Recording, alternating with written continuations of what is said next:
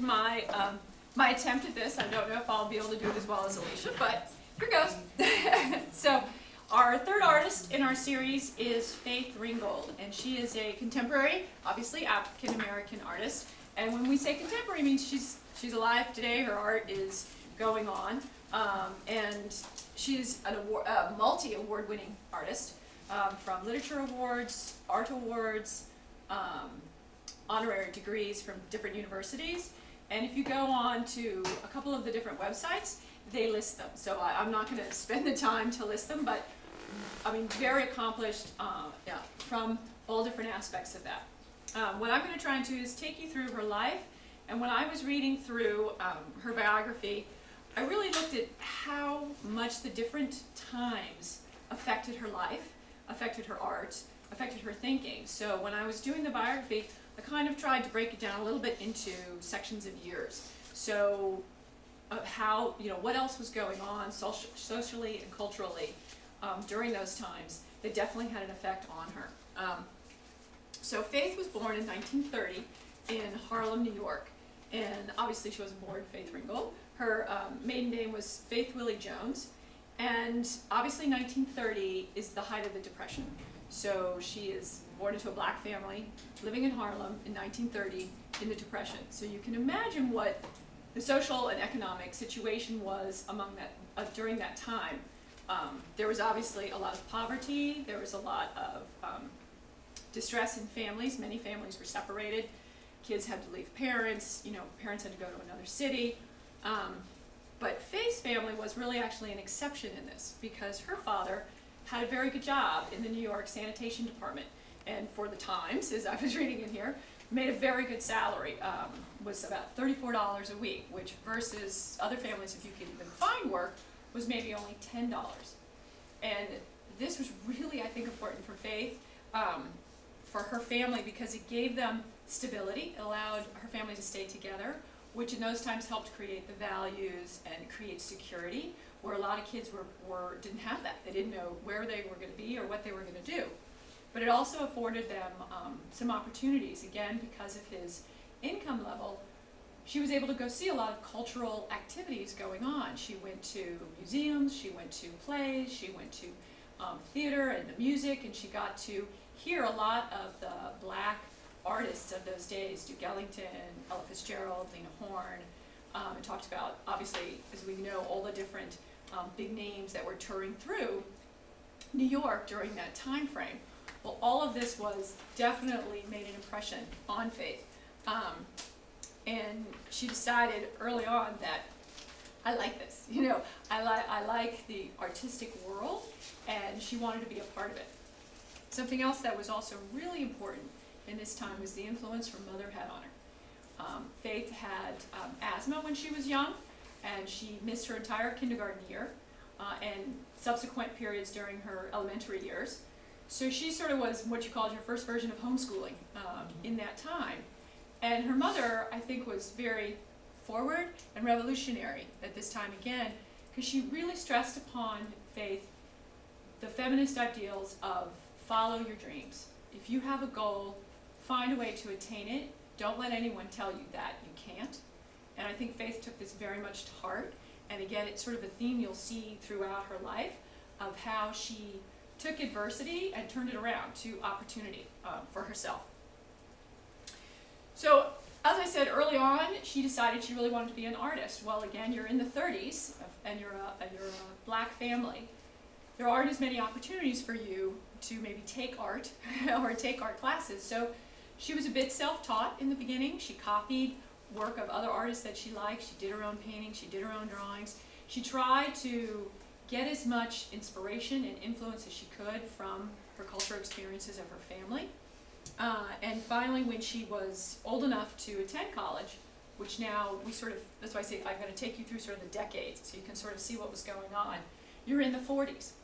And in the 40s, obviously not many women attended college in and of itself. And again, an African American woman wanting to attend college was going to be a very novel idea. And she went to the City College of New York and wanted to apply to the liberal arts program. Was denied because no women were allowed to be enrolled then, because most of the jobs women held were teachers, nurses, secretaries. So she said, okay, I still want to pursue my art. How can I change this opportunity around to meet me? So she enrolled in the School of Education, and she got her teacher's degree as well as her arts degree. So she was able to find a job for herself when she got out, but as well follow her passion, which was art. So during her college years, she started to embrace more of her African heritage, more of that culture, and wanted to bring it into her art. Now, most art during that time did not incorporate African American themes or images, and yet she wanted to use those. So she started experimenting in her drawing in her classes, and her teachers were, needless to say, not particularly encouraging for her, and actually some quite said, you don't do well at drawing, you should quit. Well, they said, I don't think so. She channeled her inner mother, who told her, follow your dream, and said, yep, I'm going to go for it. So she kept trying to incorporate her feeling of bringing her culture into her art, and she went on to Europe to study and went on to get her master's degree in art, and particularly followed experimentation and how she could bring in African figures into her art. And in Europe, and Susie can tell me this time, Europe had a much greater appreciation for, I think, African culture, art, and some of that came in, and they had it a lot more over there. So I think she saw it when she was over there, and it again was an influence for her. There's nothing specifically written, but at that time that was popular. But what she tried to bring in particular, was African figures, and with that African figure, she always tried to incorporate a larger head, because in African culture, wisdom and sort of their history is thought to be in the head. So for her incorporation of that was doing an enlarged head on her figures, and I think we'll see that through her various quilts and paintings. She also started to bring in symmetry and pattern and textures, all of which were, again, a hark back to her African roots.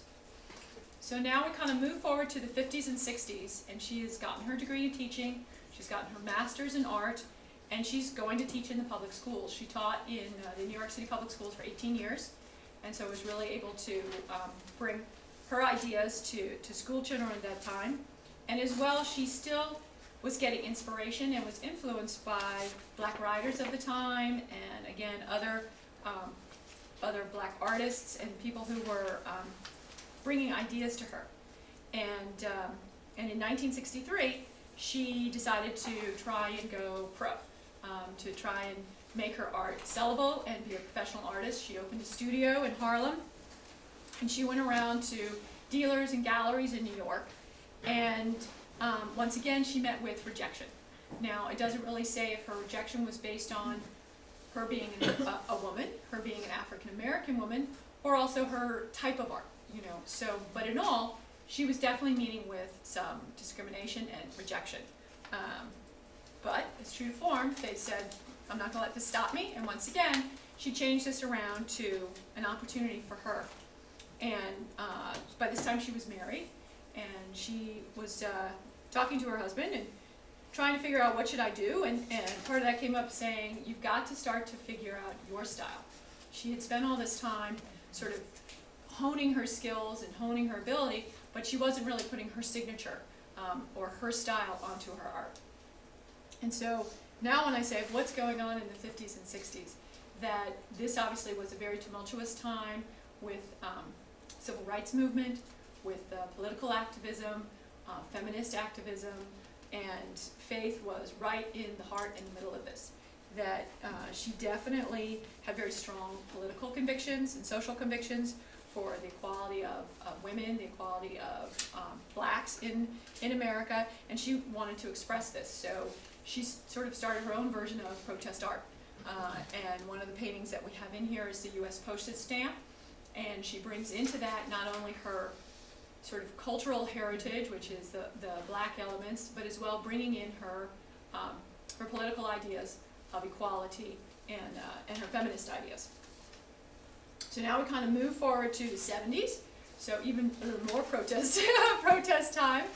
But Faith again was right in the heart of that, and she did a lot of demonstrating in New York trying to increase the representation of female artists, and in particular, female black artists in galleries, in museums, and finding a way to bring art to the real world. She did some ventures with some other female artists and did some community projects during this time. I think there was sort of a movement to beautify and to change landfills and playgrounds and places that were very stark into, you know, more enjoyable environments, and art was incorporated into that, and she brought some of her murals to that. They talk about one of the murals she has in a subway station, but a lot of this was all this social change that was going on that she wanted to be a part of it, and again was finding a way to incorporate her African American culture, her heritage, into her artwork. So she took the next step in the evolution of her work, which was stepping away from traditional canvases and traditional painting, and introducing fabric, a new medium, into her art. So when she started doing this, there's a term in your biography called tankas, which when I looked up a little bit more, they also had it in Tibet as well as in Africa, where they use the different materials and textures to create not only the canvas itself, but the frames around the canvases. And she started to take that to create patterns and different things to represent her African roots in her modern art. And as well using fabrics and beads to create those, but still using sort of her protest art or her activism and her social conviction roots to the actual themes of the art. Well, her artwork started to take off, and people were starting to appreciate and see what she was trying to accomplish. And she moved even further into doing 3D effects. So not only her quilts her story quilts and everything hadn't come to fruition yet, but she has taken her textural and that new medium to a new level where she was doing 3D sculptures and African masks. And she decided to take the show on the road, so to speak, to bring it to more people, and I think in her mind to bring it to the younger people, to influence people again. So she took her exhibits to a lot of different colleges and was showing them, and at the time when she was showing her exhibits, she found out she was also telling the stories about them. You know, what were her inspirations for these? What were some of the stories that her grandmother and her great-grandmother had told her about the slave heritage and different things that were coming about, and she realized, wow, now I'm incorporating not only a different medium, but a different media, meaning literature as well as sort of classic art together in something. And this really interested her, and so she started to do a collaboration with her mom, which we know has been a tremendous influence in her life, and was really the first person, which I didn't say earlier, was the first person who introduced her to quilting and sewing. Her mom was a seamstress and taught her how to sew, sort of gave her some of that initial how to put fabrics together and color, and you know, obviously my guess is, as it is in those days, something you do with your mom. Elise wants me to knit with her and do stuff, and so I'm sure she was doing a lot of this with her mom, and as close as her family was, she brought her mom back in, and they started collaborating on bringing together a story type of theme. And this is where her first sort of painted quilt started. It was called the Echoes in Harlem, and she, let's see, bring this in here, here we go. Told some of those stories of her growing up and talking about, you know, what was going on in the world. But unfortunately, as we've seen in some other artists, a life event occurred which sort of took her into a depression. Her mother died in 1980. So given how close her mother was, it really sort of took her away from her art, and she started focusing on more abstract themes and sort of got away from the quilting idea. But then her family, she had her first granddaughter, so as we saw in Picasso's, you know, our life events can definitely have an influence upon ourselves, and she returned to doing brighter themed, well, I don't want to say brighter themed, but more colorful quilts and going back to the story idea. And now we sort of fast forward to the 80s. So here her mother's died, and Faith is now in her 50s, and going on into the late 80s. She's starting to think about producing her autobiography and starting to wanted to tell the world what's going on. And so she went to different book dealers, and again met with rejection that people weren't interested in her story. But she said, well, I think people will be, but I'm going to find a way to bring it to them. So all of these things sort of came full circle, and was born the story quilt. That she was able to actually write her stories on the quilt, incorporate her social and political convictions, her art of literature, everything that she had been sort of gathering was all put together now. And obviously the most famous one is Tar Beach. Certainly not the only. She went on to write 16 children's books, many of them based on a quilt that she had designed or done. And you know, really I think wanted to pass along those good feelings and things that she had learned as a child to try and incorporate to people, saying, go out and live your potential. And I think in many cases her art was also trying to stress that through the political and different viewpoints that she had. So with that, you know, she was really able to bring in everything that she wanted in terms of her family, her stories, her sewing background, and her ideals. So today, she's actually, she's a retired professor from the University of California in San Diego. She lives both in New Jersey and California. She still has a studio. I don't think she's really, per se, I'm not sure if she's doing any quilts as of late, but you know, my feeling was from this, in terms of her, this one was saying, you know, learn to fly, or, you know, take a leap.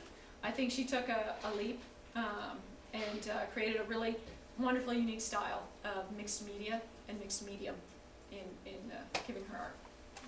Wow, My thank opinion. you. That was great. Thank you very, very, very much. That was perfect. I think we have, Pass around the book as you. but we will be happy to pass it around. And Susie, I'm sorry, it says in the notes she's not retired today. Faith is a professor of art. Right, and I went on Is with it her, or not? well, in her current biography on the computer, she actually is retired. oh, that might have been. Nice is that we're covering someone who's alive, and so we actually have the opportunity to introduce them to the kids, to introduce her to the kids. I found, let me just escape this real quickly. I found a real nice short video link that you might want to use, and just so that you know, the slides I'm going to share with you have those overlays that I've made. And I understand that last time some of you weren't able to find them.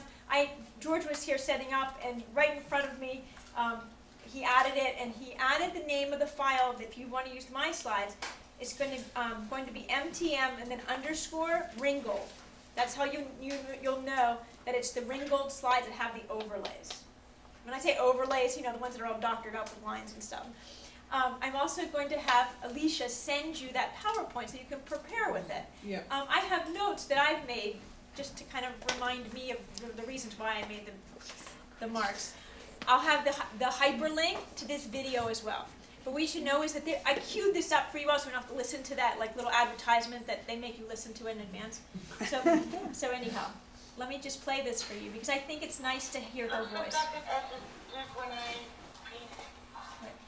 What I used to do, I'm sorry. each time I made a quilt, I would first decide the background color. So I know in this case it's blue. So this whole piece of canvas would be attached to the wall of my studio and painted blue. Very, almost that color, except there's some shading in there. The next thing, so I knew there was a blue, well, night blue, okay. So then I would go to the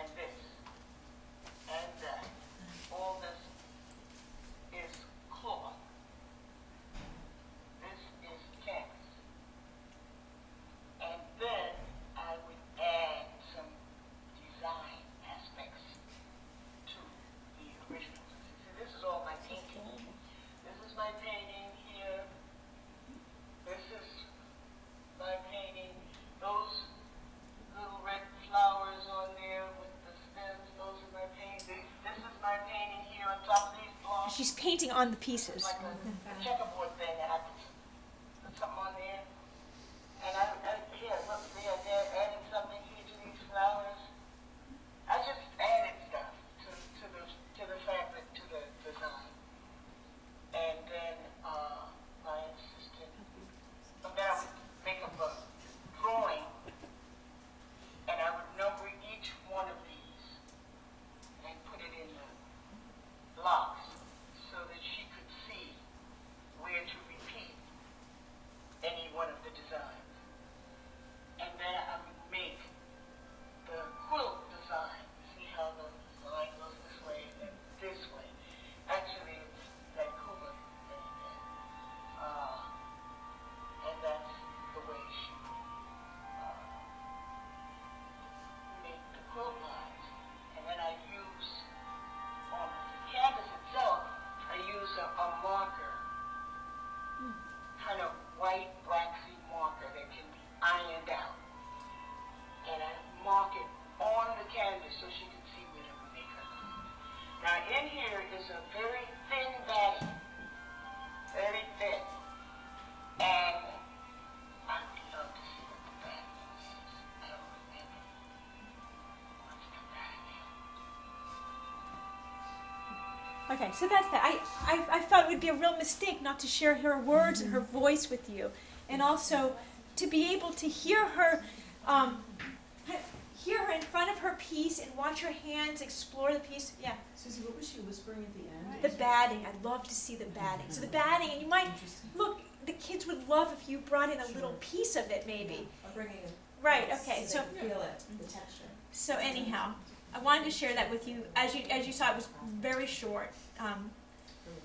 Okay. Let me get into the presentation. Yeah. Sorry here.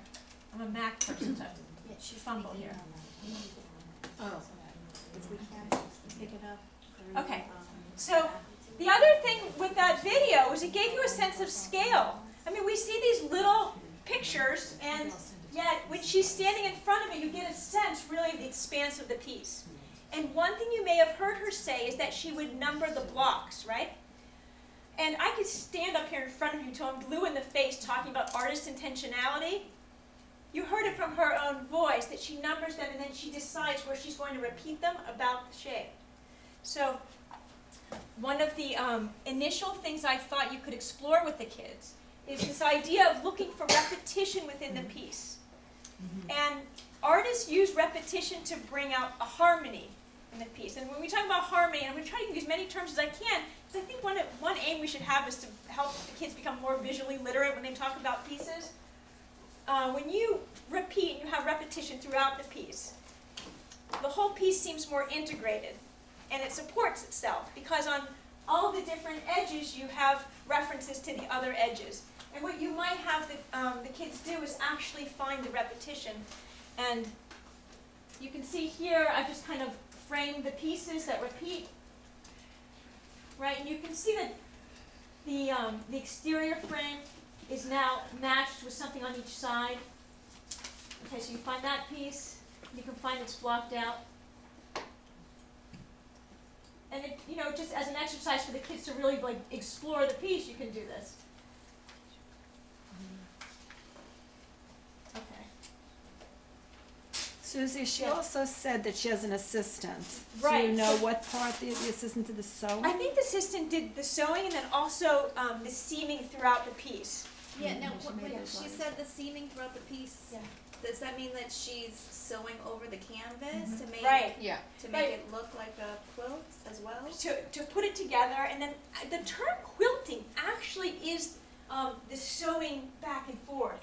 That's what makes it quilted, as opposed to just applique or pieced together. The term quilting is associated with embedding stitchery through the batting throughout the piece, and that actually